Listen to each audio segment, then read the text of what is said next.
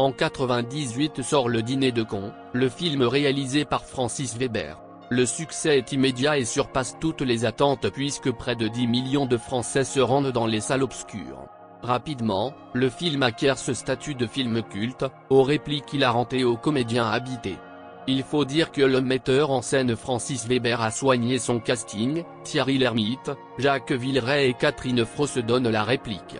On pourrait penser que l'ambiance sur le tournage était bon enfant, et que les acteurs se sont bien amusés.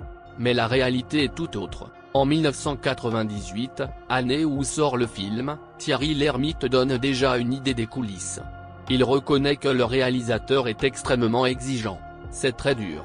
On est aux ordres, un instrument entre les mains de Francis. Le metteur en scène l'assume totalement, reconnaissant même que l'ambiance n'était pas à la rigolade. Sur le tournage, on ne s'est pas amusé du tout. C'est tellement mathématique de réaliser une comédie aussi calibrée.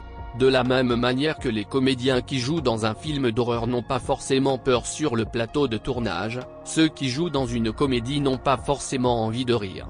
Régulièrement, le comédien est invité à parler de ce film culte. Si sa carrière est ponctuée de classiques de la comédie, Le Dîner de cons est l'un des plus notables. En 2018, sur le plateau de C'est à vous, il revient sur ce tournage et les méthodes employées par le réalisateur. C'était dur parce que Francis Weber, il veut entendre ce qu'il a écrit. Moi je n'étais pas habitué à ça, j'ai beaucoup souffert, mais j'ai beaucoup appris. Pour autant, ne pensez pas qu'il en veut au réalisateur, bien au contraire. Il savait dans quoi il s'embarquait, il veut le sens de ce qu'il a écrit. Et le sens, il sort par la musique. Il veut entendre ça et pas un truc qui vous arrange parce que vous savez bien le faire. Franchement, c'est lui le chef d'orchestre de ce chef-d'œuvre de culture populaire. Il faut dire que le comédien a toujours été habitué à avoir énormément de liberté, surtout quand il tourne avec ses amis. Et ça, Francis Weber le sait. Il n'hésite d'ailleurs pas à confier une petite anecdote sur son comédien principal. Il n'était pas dirigé avec ses copains du Splendide, on les laissait faire leur truc, il savait où étaient les rires. Avec moi, il était perdu, il allait pleurer dans la loge de la maquilleuse. L'analogie que fait le comédien entre les répliques écrites et la musique est reprise par le réalisateur. Il l'utilise en indiquant refaire des prises tant qu'il n'est pas totalement satisfait du rendu à l'écran. Et forcément, les comédiens deviennent ses marionnettes, répétant inlassablement les mêmes phrases, les mêmes mots. Quand vous êtes auteur-réalisateur, vous avez une musique dans la tête.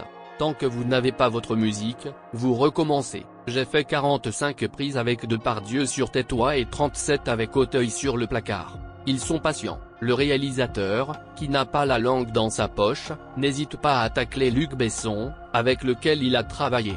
Sans doute que les deux metteurs en scène ne fonctionnent pas de la même manière. Pour autant, ils collaborent ensemble sur Le Grand Bleu. J'ai fait beaucoup de choses différentes. Le Grand Bleu, par exemple, c'était un camembert sans boîte, de 300 pages. J'ai rassuré Besson qui se demandait ce que j'allais faire dans ces abysses. On s'est très bien entendu. Il se prend pour un scénariste mais il est totalement illettré. On laissera chacun se faire son avis sur la question de savoir si Luc Besson sait ou non écrire un scénario. En attendant, si les films de Francis Weber sont cultes aujourd'hui, ils ne laissent pas un bon souvenir aux acteurs avec lesquels il travaille.